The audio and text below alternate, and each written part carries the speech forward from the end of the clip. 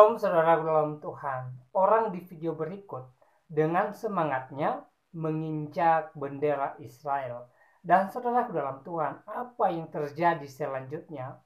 Saudara bisa melihat bagaimana Tuhan membela bangsanya sendiri. Nah, saudara, mari kita melihat cuplikan videonya terlebih dahulu.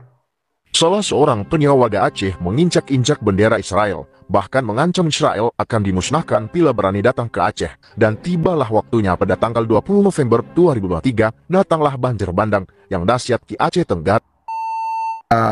Seorang pria warga Aceh atau masyarakat Aceh itu menginjak-injak bendera Israel dan ingin menghabisi Israel, ingin merujak Israel, ingin menyerang Israel dan sebagainya ya. Tapi nggak lama kemudian dalam video tersebut juga menampilkan datangnya banjir bandang ke Aceh. Nah, saudara, kita lihat langsung saja dari videonya ya. Salah seorang penyewa warga Aceh menginjak-injak bendera Israel, bahkan mengancam Israel akan dimusnahkan bila berani datang ke Aceh. Kata pria tersebut, jangan hanya beraninya sama Palestina. Kalau Anda memang bangsa yang hebat, datang ke Aceh biar kami rujak militer Israelnya. Dan masih banyak lagi warga lainnya yang menantang Israel untuk berkelahi. Tidak lama sejak warga Aceh tersebut menantang Israel, bahkan mengata-ngatai negara Israel tersebut, dan tibalah waktunya pada tanggal 20 November 2023, datanglah banjir bandang yang dahsyat di Aceh Tenggara, dan puluhan desa yang terendam banjir bandang tersebut.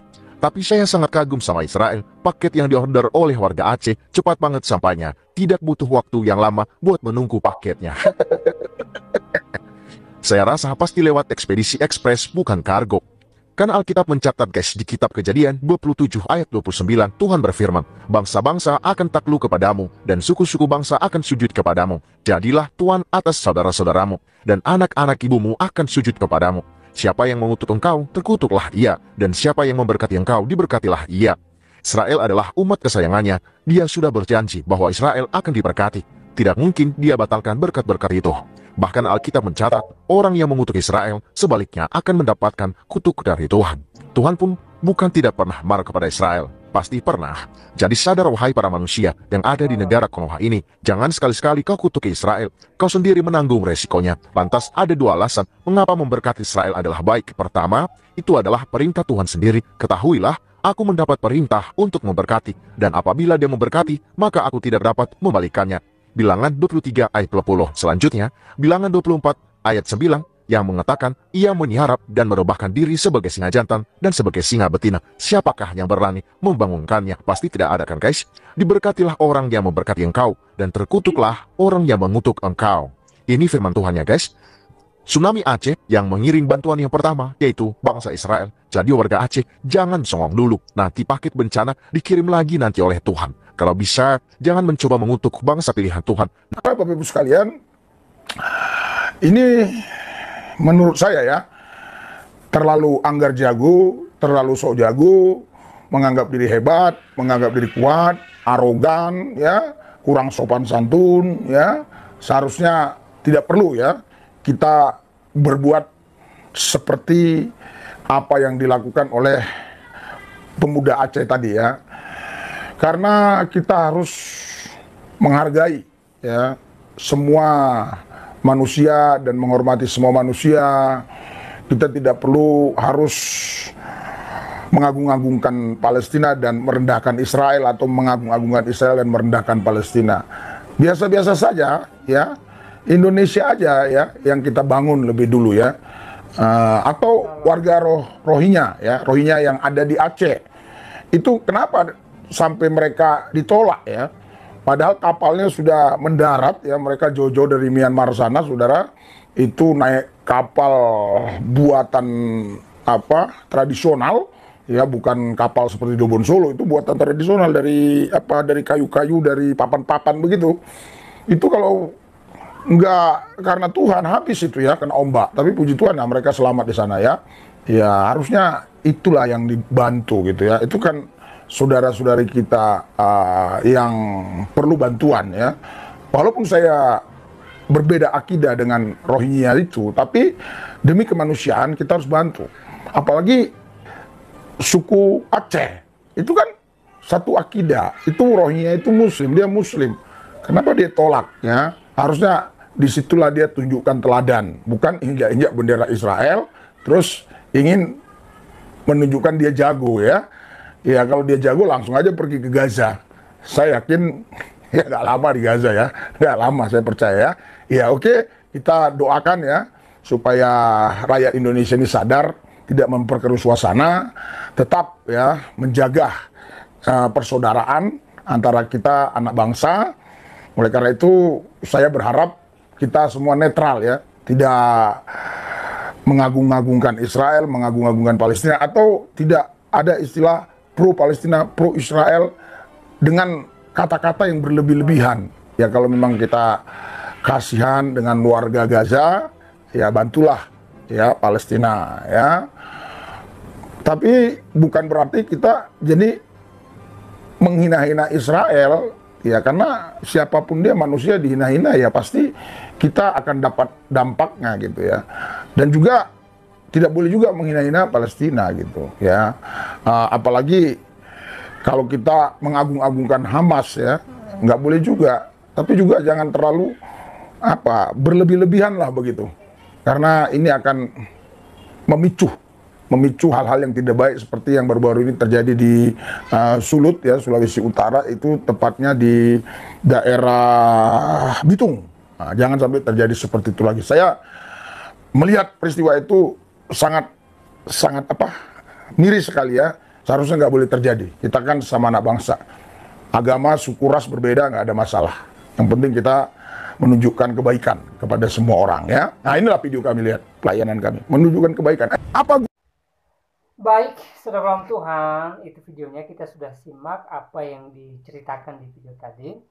Ya, disampaikan bahwa ada orang Aceh yang semangatnya menginjak bendera Israel, dan juga dikabarkan bahwa ada terjadi banjir bandang di Aceh. Nah, pertanyaannya, apakah banjir bandang ini akibat dari ulah yang menginjak bendera Israel? Saudara bisa tanggapin, saudara bisa berikan komentar saudara di kolom komentar ya. Nah, saudara belum Tuhan berbicara bendera Israel tidak terlepas dengan Israel itu sendiri. Dan kalau kita bicara Israel, pastinya kita harus kembali kepada Alkitab sebagai yang menulis sejarah daripada bangsa Israel. Kalau di dalam Alkitab jelas di sana bahwa bangsa Israel adalah bangsa pilihan Tuhan. Ketika mereka ditindas di Mesir ya selama 40 tahun, ya, Tuhan mengirim Musa untuk membebaskan bangsanya ya. Tuhan berkata kepada Musa ya, kamu harus pergi membebaskan bangsaku. Teriakan mereka, doa mereka, seruan mereka telah sampai kepadaku, dan aku akan membebaskan mereka ya. Dan akhirnya Musa pergi menghadap Firaun, dan akhirnya Israel bebas dari tanah Mesir, pulang ke negerinya, ke tanah yang sudah dijanjikan Tuhan kepadanya, yaitu tanah Kanaan. Nah, saudara dalam Tuhan ya, bangsa Israel adalah bangsa pilihan Tuhan, umat pilihan Tuhan ya. Tuhan telah memilih mereka menjadi umat kepunyaannya ya. Dan pastinya janji Tuhan tidak hanya di zaman Abraham, tidak hanya di zaman para nabi, tidak hanya di zaman para raja Israel ya. Sampai saat ini saya katakan bahwa Israel merupakan umat pilihan Tuhan ya. Terlepas dari mereka percaya Yesus atau tidak ya, tetapi saya katakan bahwa mereka adalah umat pilihan yang sudah dijanjikan Tuhan. Tuhan berjanji kepada Abraham bahwa Israel ya akan menjadi bangsa yang besar ya, banyaknya tidak terhitung, seperti pasir di laut, seperti bintang di langit, saudaraku dalam Tuhan ya. Dan kalau kita melihat juga bagaimana pembelaan Tuhan bagi bangsa Israel, sangat luar biasa, saudara dalam Tuhan ya. Mulai dari Tuhan membebaskan mereka dari tanah Mesir, di mana Firaun mengeraskan hatinya untuk tidak membebaskan bangsa Israel, sampai Tuhan mengirim 10 tulah ya, untuk memaksa daripada Raja Firaun membebaskan umatnya. Ya. Ketika mereka keluar dari tanah Mesir, mereka dihadang oleh laut yang begitu luas. Ya. Di belakang juga ada prajurit daripada Firaun yang sedang mengejar daripada Israel. Dan apa yang terjadi dalam Tuhan? Musa berdoa semalam-malaman, kata firman Tuhan. Dan Tuhan menunjukkan kehebatannya, kedahsyatannya dengan membelah laut Tiberau, sehingga di tengah-tengah laut itu bangsa Israel boleh lewat. Ya. Saudaraku dalam Tuhan, kalau kita melihat perjalanan mereka di padang gurun, ya, bagaimana mereka melewati padang gurun, saudaraku dalam Tuhan, ya, tanpa kekurangan sehelai baju, ya, tanpa kekurangan makanan, tanpa kekurangan minuman. Bahkan Alkitab mencatat bahwa hanya bangsa Israel yang pernah makan roti yang dari surga. Namanya mana, saudara Tuhan, ketika mereka di padang gurun. Ya, Tuhan mengirim daging buat Israel, saudara Tuhan. Tuhan begitu sayang kepada umatnya. Tuhan melindungi mereka. Ya, ketika mereka salah, ketika mereka tidak taat kepada Tuhan, Tuhan ingatkan mereka dengan berbagai cara. Sehingga mereka mengingat bahwa mereka sudah salah, sudah tidak taat. Mereka sadar dan mereka bertobat kepada Tuhan. Ya. Ketika mereka memasuki tanah Yeriko, di sana ada tembok yang begitu besar, tinggi, tebal, saudara Tuhan. Tidak mungkin dirobohkan oleh tangan bangsa Israel sendiri. Ya. Tapi apa yang terjadi? Tuhan menyuruh bangsa Israel mengelilingi tembok itu selama 7 hari. Dan apa yang terjadi? Mujizat Tuhan terjadi. Dengan sendirinya tembok itu runtuh. Artinya apa? Tuhan sendiri yang meruntuhkan daripada tembok Yeriko. Setelah itu bangsa Israel menuju tanah Kanaan. Dan ketika mereka menuju tanah Kanaan, mereka dihadang oleh negara-negara atau bangsa-bangsa yang kuat, yang hebat setelah Tuhan.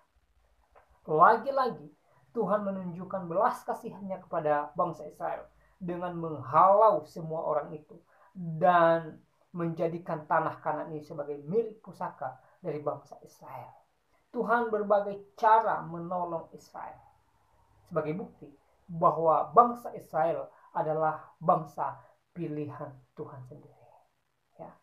Jadi saudara dalam Tuhan, ya, mari kita mengingat sejarah ini bahwa Israel adalah bangsa pilihan Tuhan sejak dalam Alkitab.